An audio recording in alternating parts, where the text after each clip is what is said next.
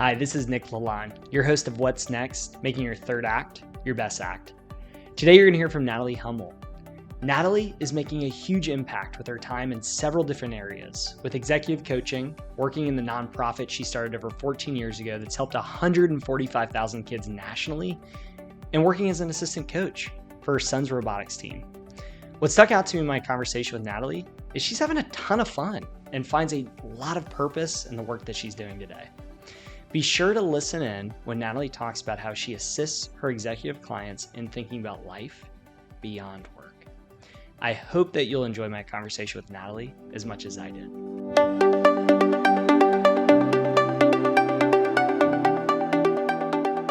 I'm really excited. We have Natalie Hummel on the show with us.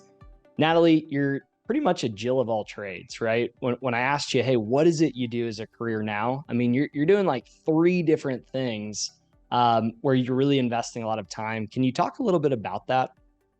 Yeah, there's really 3 key things that I'm doing right now. I'm an executive coach. I've been doing that for 30 plus years. So I work with senior executives, CEOs, CMOs, business owners on increasing performance and helping them think strategically and helping them with their organization.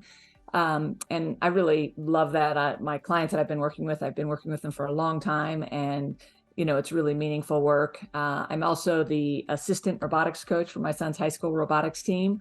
And that's also super meaningful to me, being able to impact these young kids and teach them STEM principles and really help them.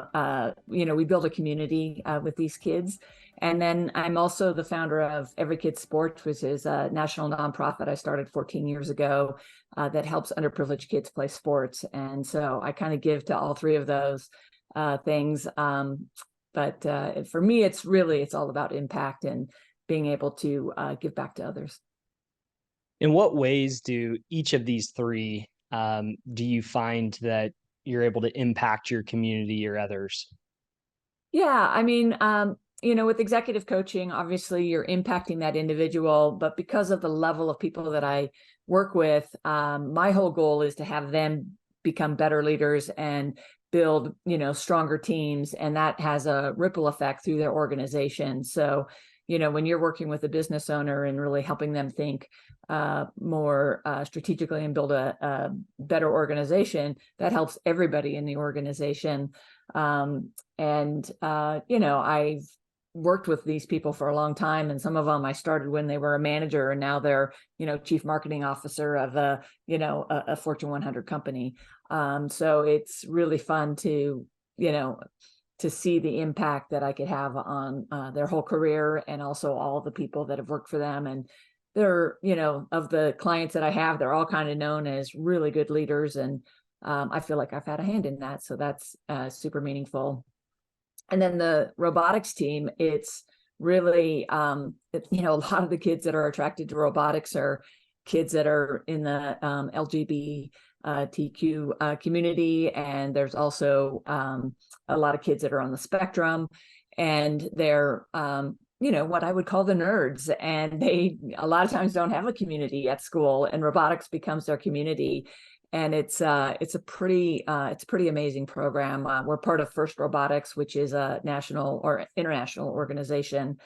And it just really, it's amazing to watch the growth in these kids, and, to help them grow to become leaders is super meaningful to me. It's probably the most meaningful thing that I've been doing recently. And I love it. I'm like addicted to it. And then the nonprofit I started, it has helped over 175,000 kids around the country. And it's been kind of my life's work. And everything that I've done prior to starting Every Kid Sports, I've used in growing that organization. And it's something that I want to see continue. So, Are you having fun? yes, I am. I love my career. I love what I do. I wake up every morning and I'm excited to, dabble in whatever thing I have that day. Yeah, when I hear you talk, I hear someone that's having a blast in a lot of different areas of their life and is really giving back and is making a huge impact in the community. I'm curious then, when you think about retirement, what thoughts or feelings come to mind? Yeah, it's not, I don't think of retirement as an end or a place to jump off or um, this big new chapter in my life. I just kind of see it as an opportunity to maybe have more choice and to restructure things a little bit. But I've already really kind of done that recently with when I stepped down as executive director and kind of freed up some time in my life. I was able to take on the robotics and I've always, been coaching my clients and running the nonprofit, but it allowed me to, start coaching. So I don't really Mhm. see retirement as this big step or this big, um, goal that I'm moving towards. It's just kind of a gradual thing that will happen over time where I'll just slow down slowly. But I have a lot of fight left, so I still want to impact people. Do you think that's different than your parents' generation? Do you think they viewed retirement differently than maybe how you just described retirement? I do. So, I'm working with a lot of clients that are similar in my age in my coaching business, and we talk about this a lot actually. And I just think the narrative around retirement has changed a lot. I'd say especially for women, because I think that for many of us, we have found a lot of meaning and purpose in our careers, and we've fought hard to get where we are in our careers, especially women who are executives and leading organizations, and they're not really interested in giving that up. And Mm, they want to figure out a way to continue to get that satisfaction and feel that value and worth that they fought so hard to get. And so I do see a lot of my clients and a lot of the people I work with um, not just picking a date that they're going to retire. And even if they work for a large organization, they maybe have a retirement date from that organization, but they're working on another way that they're going to contribute and use their gifts and use their skills. And so I think that that's just a big change. And I'm not saying that's just for women. I do see men also doing the same thing, but I just think it's different. I just think with my parents, my dad had a retirement date, and he just they traveled and they camped and but he was home every day, and he didn't work and in any capacity. And I don't think that a lot of people do that anymore. yeah. It's so interesting you say that because I've been doing wealth management for over 10 years. And as soon as I got in the business, everyone said, "Hey, Nick, your clients want to retire." And so I'd start talking about retirement, and the word retirement would come up. And I would see brows furrow, I would see arms cross, and people would emphatically say, "We're never retiring," right? Oftentimes, my most successful clients that are business owners or executives, or people who've worked really, really hard to get to where they're at today. And sometimes your identity even can be tied into what you do, right? It can be Yes. tough to separate those two things. Can you walk me through for the most successful clients you've worked with? Um, what has happened for them to have a successful transition from maybe working to retirement or moving to what we call the next act of your life, which is your third act of life? Yeah, I think, so I have worked with a lot of people on this, and it really is, you have to design it. If I've seen so many people that have retired and then are, depressed or even die young because they've all of a sudden lost that meaning and purpose in their life. And so I really work with my clients on figuring that out ahead of time and doing it by design, and building the skills that they need to be able to move on to something next, the next chapter and the third chapter. For some of my clients, that means that they go into coaching like what I'm doing. Some of them, it's serving on a meaningful board, or starting a smaller company, or I have two clients that actually started a small business with their kids. And so they are advising them and giving capital, and they're really trying to set something up that sets their kids up to have a good future. And they're like super passionate about it because it's like giving back to their kids, but it's also lets them use all the skills that they've acquired. So I think the most important thing is having a plan and doing something by design versus, oh, I'll figure that out when I retire. because I think the people that do that,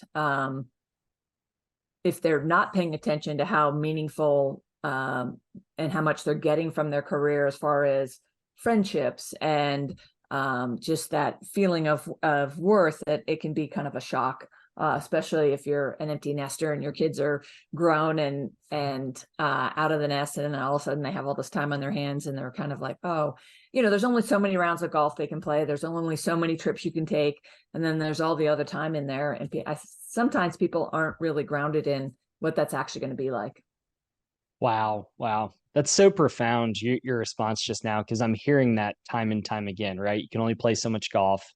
You can only travel so much. I mean, if I sit down with someone and say, hey, paint me a picture of what your ideal retirement looks like, travel is the first thing everybody mentions, right? Maybe sleeping in, playing more golf. Yeah. But once you've done that, right, for the first year, then what? And so I think a good question that I ask a lot of retirees is, all right, we're 3 years into retirement. So the honeymoon phase has worn off, right? With having this freedom of time. What does a typical Tuesday in retirement look like to you? So, from the time you get up to the time you're going to bed, walk me through that day. But you're so right too. I think work provides so many things that one thing outside of work couldn't. So one of the questions that we're often asking folks is, what does work provide you other than money and financial security? And it's Mm-hmm. really interesting when you start to write out, the 10 different things, the 15 different things that work provides you, and you get really real with that. It's amazing. Folks will say, do I matter if I'm not working? Right. I mean, I had a doctor say, Nick, I mean, it's it's a big part of who I am. It's my identity. I get treated differently when I go places and I tell people I'm a doctor. So if I Mm-hmm. lose that, right, who am I in society? So it's interesting as people get vulnerable, but I loved what you said there. So I'm curious. I know that they say the cobbler's kids can sometimes go without shoes, right? Yeah. What have you done in your own life to plan out this third act, as we're calling it here? And what's going to give you purpose and what's going to give you meaning? Let's say if the executive coaching piece goes away, because the executive coaching piece for you today is what pays the bills, potentially maybe even the nonprofit. What are you Yeah, I don't doing get paid beyond by that the then? nonprofit. So yeah, just the executive coaching is what pays my bills. But yeah, as Yeah. that goes away, because I'm so involved with the robotics team, and I'm really giving back there and I get so much from that. Um, and I've really set myself up with both the nonprofit work that I'm doing for my own nonprofit, but also I serve on another nonprofit board that those are giving me my sense of community. They're really giving me a place to make impact. So I've really been working on all of these things, like what offers could I be making, um you know uh if my coaching, which it is going to gradually go away, because like I said, my clients are retiring, and once they're retired, I've gone from like 35 clients and I have 7 now. So it's like, and Yeah. a lot of those, and great. I didn't like it when I had 35. It was too many. But the 7 I have now, it's like, some of them are younger and I'll have them for a little while longer. But, I have 3 of the 7 are all a year or two older than me. And so they're definitely, 1 or 2 more years. And I do think that even after they stop working, for a couple of them, I'll still be coaching them on setting up, and producing satisfaction in their retirement. But I've been working with them on getting on boards, and some of them I'm getting them on paid boards, and for-profit companies, and using their expertise, and really just trying to figure out, what they want to do. But yeah, I do. I mean, in a certain way, I'm looking forward to some of that draining off, in 5 years, so that I do have more capacity to go and do things and not have a schedule that I have to keep. It's like, Hmm. I have some clients I talk with every week at a particular time, and it's great for the schedule, but it'll be nice even when they go on vacation and I don't have that call that day, it's like, woohoo, it's like, so I can see having more of that. So yeah, that's kind of what I've really worked on in the last year, finding those things that, as I stepped away from every kid sports, what could I fill my time with? Because that was definitely a full-time and a half job. Yeah, yeah. So I'm curious, it sounds like you've gone from over 30 clients to now 7, and those are the folks that pay the bills, but it sounds like you've achieved almost financial independence now in your own life, where if that money went away tomorrow, it's not the end of the world, right? You're in a place now where um, you can make decisions. You're financially independent. So I guess one question that we always want to ask folks is, when is enough enough? When did you know enough was enough? And I'm curious there. Yeah, I mean, I'm married and, my husband has a career and is doing really well as well. So that also helps. It's like for the 14 years where I was at every kid sports, for a period of time there, my husband wasn't working. And then he's gone, back to work and is kind of the breadwinner, giving me some more flexibility. But I think that is a hard question, how much is enough? And we've done a lot of exercises around that. And we have a number that we're organizing around that we say is enough for us to live a good life, and to take care of retirement. And but it's a changing number too, right? I mean, you look at the economy and you look at different things, and we have a child in college, and we have another one that's going to be going to college, and it's like you budget a certain amount for that, and then it's like, oh crap, it's actually it's more than that, and the rent is higher, and and they get in a car accident, you have to repair their car, and it's just like, and you try and budget all that things, but then there's always things that come up that you're just not expecting. And yeah, I think it's a tricky thing to actually have a number, but we've had a number for a while that we've been working towards. So Yeah, yeah. How cool. One last question I'm curious about is is how has your identity been tied to your profession today? And how do you anticipate this changing when you're in retirement?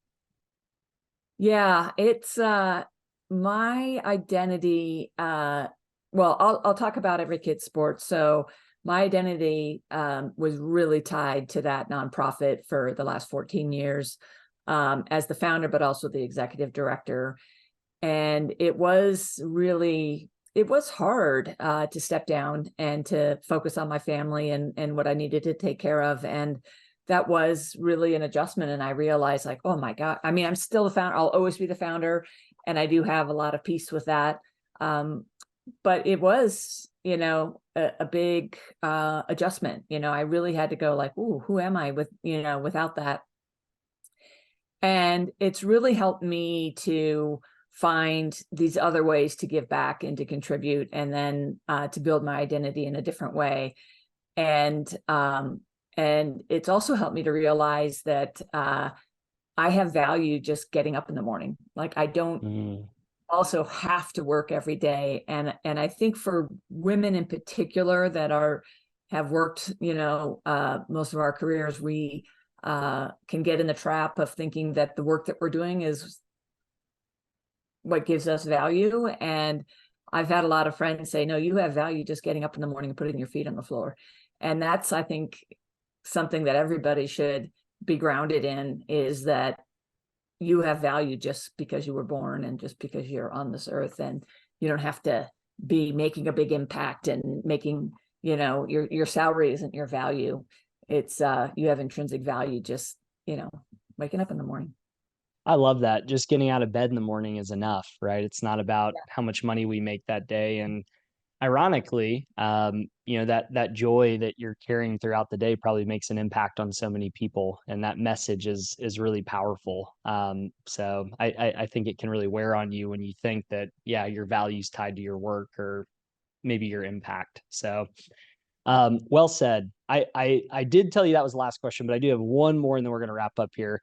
So the last question that I have for you is, as you look back over the course of your career, is there anything that you would have done differently? Oh boy. It's a good question. I really don't think so. I mean, there's things that I would have probably done, you know, differently in reflection. But some of those things that I did got me to where I am right now. So it's really hard to say that, oh, I wouldn't do that again, because even some of the things where maybe, wasn't my proudest moment or didn't go the way I wanted it to go, or, I missed out on an opportunity or a sale or bringing in a donor or whatever. It all ended with me being here, and I'm pretty happy with where I'm at and what I've produced. So I don't have a lot of, regret, and I don't like look back and go, oh, I wish I would have changed that. Now, is there things I probably could have done better? Yes, but I don't, I don't choose to kind of look back and go, oh, I would have never done that. But if that makes sense. No, I love that approach, living life with no regrets, and it's helped you get to where you're at today. So I think that's a great approach. Well, Natalie, this conversation's been awesome. Thank you so much for being a guest on What's Next. I really learned a lot just getting to talk with you, and I'm glad you're seeing some of the same similarities as you're working with high achievers and what you're hearing. I hope you have a great rest of your day. Yeah, thank you so much. I really enjoyed it. All right. Take care. Bye.